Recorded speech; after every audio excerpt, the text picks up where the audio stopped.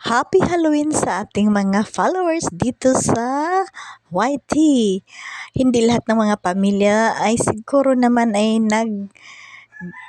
may traditional na ganito na inaalaala ang kanilang mga mahal sa buhay sa libingan. Pero kami, ito na ang aming nakasanayan na talagang ginaganutan namin ang kaarawan ng mga piyesta ng patay. Kaya mga guys, kung ano man yung ating mga paniniwala, pareho naman nating nire-respeto ito. Pero sa amin mga guys, sa tuwing mga ganitong okasyon o panahon, kaming mga magkakapatid ay talagang nagsipunta dito sa aming mga magulang upang pag-celebrate o gugunitain namin ang mga ganitong klase na inaalala ang mga mahal sa buhay na yumayaon na.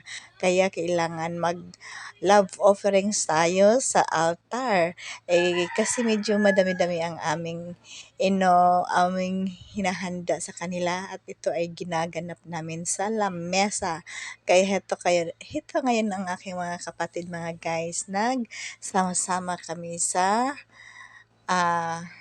All Saints Day at All Souls Day.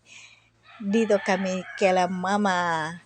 Kaya yan mga guys, ang aking mama at papa ay nag-aalay sa lamesa. Dapat sa altar yan guys, kung sa mga maliliit-liit lang. Ito, maliit lang masyado yung altar namin, kaya dito namin ginanap.